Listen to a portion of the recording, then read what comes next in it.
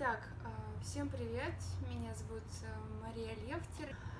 В общем, если будут какие-то блики на моих глазах, то извините, потому что впереди меня находится вот так вот находится окно, свет, и я выгляжу очень странно.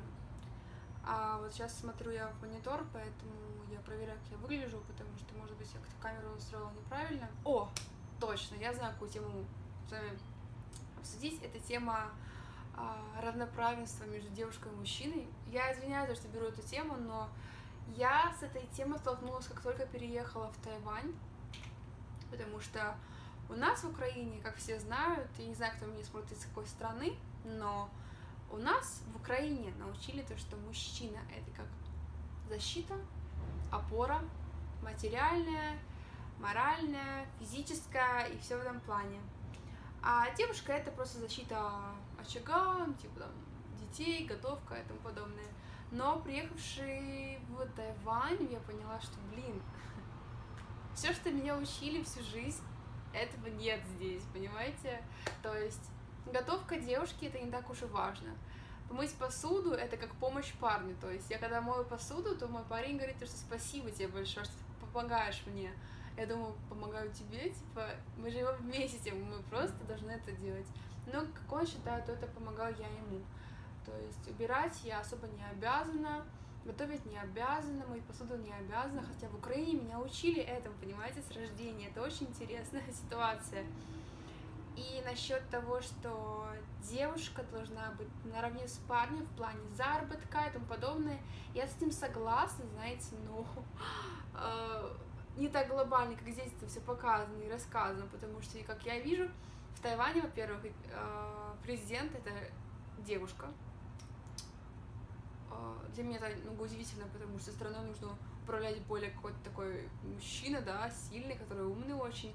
Но вот здесь, как видите, в Тайване женщина. И как бы, типа, я не ожидала, что так все будет как-то более лояльно относиться к тому, чему научили меня в Украине. То есть у нас в Украине к этому серьезно относятся. То есть приходит мужчина, он приходит домой, и чтобы было готово, чтобы он был сыт, чист, мыт, и просто его уложить в кровать. Но тут нет, потому что в Тайване немного другая какая-то ситуация, и мне из этого как-то получается тяжело. Потому что когда я готовлю, мой парень такой: спасибо, но я не... Зачем ты готовишь, типа? Я такая: Ой, ну это, конечно, очень интересно. Я немного отошла от равноправия, потому что интересно, это вот ситуация культур, несостыковка какая-то получается нереальная, потому что все-таки, интересная ситуация, согласитесь. Добрый день, доброе утро, точнее. Сегодня у меня кастинг на свадебные платья. Я надеюсь, что все пройдет нормально, потому что тебе очень сонно. Я боюсь, что я забыла все позы. Ну, посмотрим, короче. Я вам все покажу. Это будет интересно. Я еще опаздываю. И мне это не нравится. Потому что все время, знаете, есть определенное время, на которое нужно приехать на кастинг, но все время мое агентство приезжает намного раньше, и то есть опаздываю я, хотя они приехали раньше, я позже, понимаете? И типа я чувствую свою вину в этом всем, хотя это не так. В общем, буду показывать вам много всяких разных кадров из разных дней в одном видео. Надеюсь, вам понравится, так что посмотрим, что это выйдет. Так что всем до скорой встречи, много людей и очень жарко.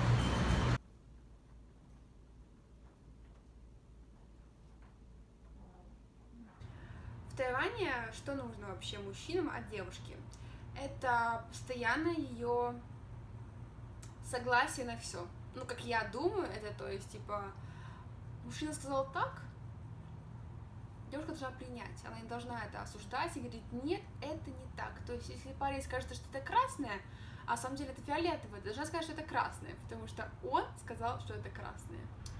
Второе — это заработок денег. Я согласна, что это есть во всех странах, как бы все должны зарабатывать деньги. Неважно, ты женщина, мужчина, ребенок, ну там подростки, я имею в виду.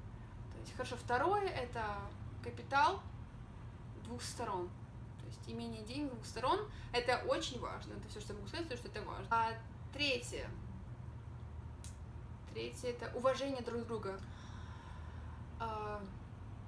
Для меня, как и для украинки, уважение понятно, но я думаю, оно понятно всем. Но и в таком русле, как тут это показано, то есть здесь это прям максимально хватиться в уважении и давать им всем, давать, потому что все этого хотят и все этого ждут.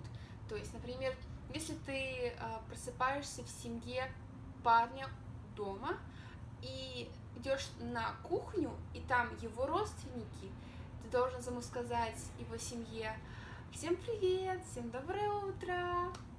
То есть прям вот с таким вот уважением. В Украине мы бы сделали это бы просто вот так вот. Ты выходишь такой, садишься и говоришь: можно просто мне чаю?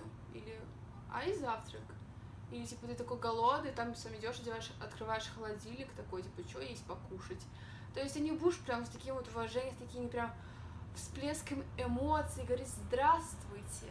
Сегодня я вас научу делать сырники, украинские сырники. Для начала мы берем молоко, литр. Чем жирнее, тем лучше. Переливаем его вот сюда вот и пальчиком трогаем и измеряем, какой оно теплоты. Сейчас оно уже очень горячее, и мы наливаем лимонный сок. Всего лишь сок лимона из одного лимона. Вот, сюда наливаем.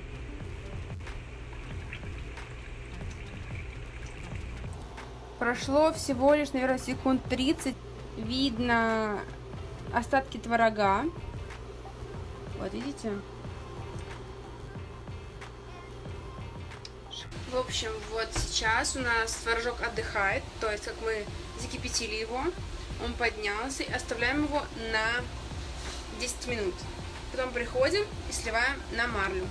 Когда у нас уже имеется творожок, как я вам показала, мы его переливаем на марлю или на бинт. Вот. И потом просто сливаем всю сыворотку и сохраняем ее. Это очень важно. Вот это вот моя заготовленная марля ранее. Так она выглядит. Вот, сюда будем засыпать с вами творожок. Так, я подготовила свою марлю. Вот творожок, вот марля. И будем все переливать отсюда сюда. Та-дам! Я это делаю все одной рукой. Это очень опасно. Ой-ой-ой-ой-ой-ой-ой. Ой-ой-ой-ой-ой. Так, вы еще что-то видите? Так. Это вот так вот. Я завязала, тут творожок внутри уже готовый. И стекает сыворотка. И мы ее сохраняем на будущие выпечки. Вот так вот. Творог. Вот такой вот он получился желтенький, красивенький. Прям бери и кушай. Все, теперь вы умеете делать творог, товарищи. Поздравляю. Четвертое это не хамить и любить. Вот. У нас в Украине постоянно мы друг другу хамим, мы очень такие эгоистичные, да, люди. Здесь эгоист — это редкое слово вообще, в Тайване это редкость. То есть, если вы эгоисты, то вам здесь не место. Если что-то не так, как я хочу, я начинаю хамить. Ну, не хамить, а типа как бы повышать свой тон и делать свое лицо более вот таким вот. Это типа, если ты хамишь, то это прям очень садится внутрь человека, ему очень больно, и типа это неприятные чувства для людей. Хотя у нас это ты там сказал, он тебе ответил, ты такой, типа, окей, мне вообще пофигу, давай, вали, типа, мы такие, типа, на приколах разошлись, там даже поругались, то потом завтра общаемся. А тут прям очень больно это все. Все, что здесь со мной случается, для меня это супер пум, знаете, потому что все-таки в Украине все по-разному. Вот. Хочу сказать еще что. Надеюсь, что вам понравилось это видео, что вы что-то много чего узнали, да, Может, это вас заинтересовало, может, вы захотели приехать в Тайвань. Извиняюсь.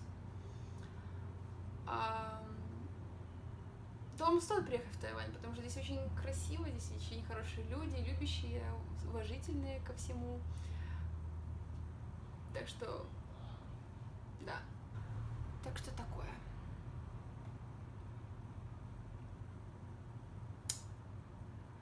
Ну, в общем, ребят, обсудили эту тему. Кому интересно было, ставьте лайк. Подписывайтесь на мой канал. У меня зависает все. Кому понравилась эта интересная тема и вообще это видео и вообще все, и что вы думаете про равноправие мужчин и женщин, напишите в комментариях. Подписывайтесь на меня и дайте знать, что хотите видеть в следующем видео. Всем спасибо большое и всем пока, до новой встречи.